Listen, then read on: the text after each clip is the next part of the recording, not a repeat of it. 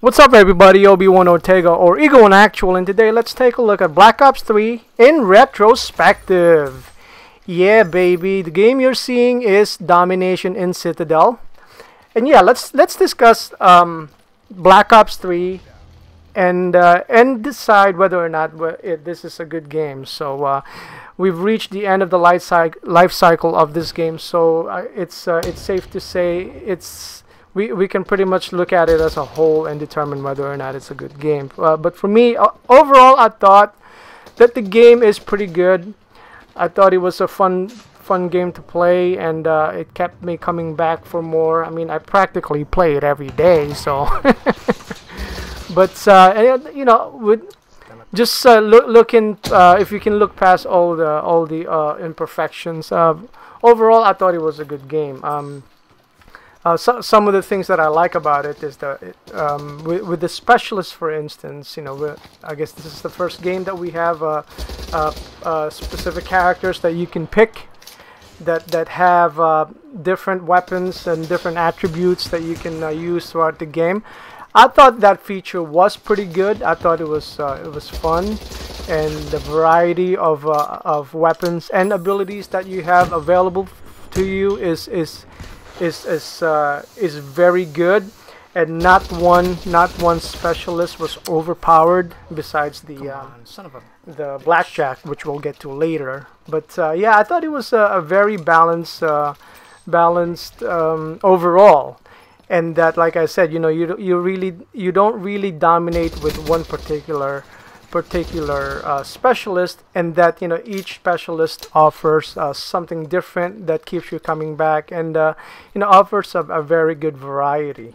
So I thought the specialist is pretty good, and it's a good thing that it's coming back as a rig. What is it in Infinite Warfare? I don't even know. So moving on to weapons, I thought the weapons were balanced. You know, I'm glad that some of the classic ones came back, like the M8 and the Peacekeeper, despite the fact that was a DLC only. But I thought the variety in the weapons was pretty good, and kudos to Treyarch with constantly trying to balance it by constantly giving updates. So that was good. And like I said, there was no one standout weapon that dominates the lobby. Not like the previous COD, like Advanced Warfare, in which, you know, everyone pretty much used the same weapon over and over again, like the BO3.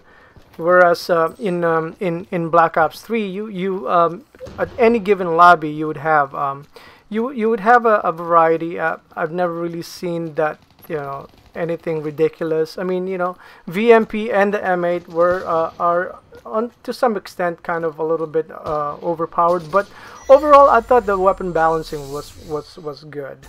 The streaks on this game, it's similar to Black Ops 2, in which it's a little bit harder to attain.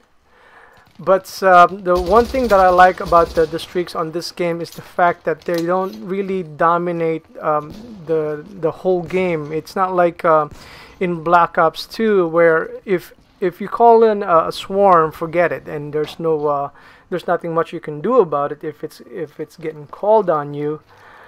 And and also I like the fact that you can counter them. You know, that was a good decision. That I know, you know, people would disagree with me on this, but I do like that aspect of that, knowing that, you know, if a streak is up in the air or on the ground like a Cerberus, you can do something about it to try to counter it. I mean, it's hard, but you know, you can counter it, so you don't feel helpless. So I like that part of it, and I like the fact that it's not that easy, so you really have to work for your streaks. So I like that part of it, and I like the variety. I mean, despite the fact that you know, some of them are not really that worth it to attain. For instance, I really thought the counter UAV was useless, so I hardly ever use that. But yeah, overall I thought they were the streaks were good, and they were actually pretty fun to use, especially the Mothership and the Wraps once you get those two. And the maps I thought was, I mean, it's a Treyarch game, so the maps are you're gonna get that three lane approach. So I thought that was pretty good. I mean, the only map that I really have a lot of complaints about is Rupture. So, but overall, I thought the maps were good. It flowed pretty well.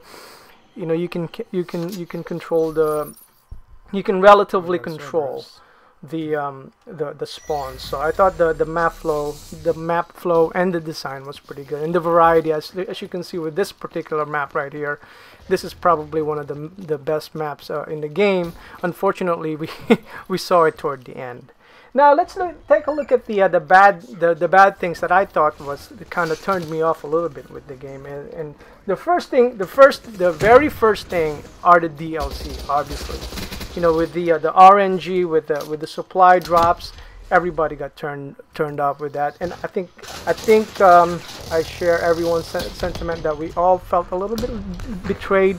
The fact that in the beginning Treyarch did say that there's no weapons and everything is going to be cosmetic in the DLC, and then later on they went back and they started adding weapons, and melee weapons I don't really have any issues with, but having the and actually I don't really have any issues with having DLCs on weapons in the RNG. The only issue that I have with it is the fact that you know, it's so hard to attain, and you would really have to take a long time, and if you really want to get it quickly, you would have to actually buy it. So that I didn't like, you know, because, and you know, it seems like there's like a disparity between the way you would earn it if you try to get it with the crypto keys as opposed to getting it with COD points. So I thought that was good, but I understood it. I mean, Treyarch and Activision have to make their money, so I understood that, but overall, you know, it kind of left a bad taste in everybody's mouth with the way it was approached. So that I didn't like. The connection, oh my gosh! In the beginning, I mean, let's face it. In the beginning, you know, we have all the dedicated servers, and but now toward the end of the life cycle, I guess they're moving that on to the new game. So now you'll get a lot of peer-to-peer games, and as a result, you know, the connection do suffer, and it gets to a point where the game is practically unplayable. You know, it's ridiculous, and with all the host migration, you know, you're in a game that you're doing good, all of a sudden the host leaves, and you know, it's annoying. So you know, so that I had a problem with, and especially toward the end of the game, it seems like they're neglecting it. You know, once the new game is coming out, you know, they don't really care. You know, you get that impression anyway. But yeah, you know, you get lobbies where people were floating up in the air, or it's ridiculous. So, you know, or you would pump a whole clip into a guy, but you know, none of the hits are registering because, I guess from what you're seeing is he's still there, but in reality the character is long gone. So that's kind of annoying, and toward the end of the game, it's unfortunate that that's happening. And another part that I didn't like is I mean don't get me wrong, I like the blackjack, but I didn't really play it that much. But I don't like the fact that you know, in the beginning of the game, you have all these in the beginning of the life cycle, you had all these characters, and then you would think that you would get more. So I was expecting to be, you know, besides the blackjack, maybe, you know, 2 or 3 more maybe. But you know, after the blackjack, that was it. And it seems like, you know, the way they approached it, and you get an extra character, but all the character does is mimic all the other characters' attributes or weapons. It just seems so lazy to me. And then the way, and if you forget about playing it on different game modes, so if you use the blackjack on safeguard, you know what I'm talking about. I mean, it's just too overpowered on that game mode. So I didn't like that at all, because I thought that was a lazy approach to the way they brought that back. And also, I think everybody had the same impression that originally the blackjack was going to be on on the DLC, and it's a good thing that it wasn't, and also it's a good thing that you had a certain time limit with that character, because of the fact that it's just so overpowered. And yeah, like I said, it's a good thing that you could only use it an hour at a time, because I know people will probably be abusing it over and over.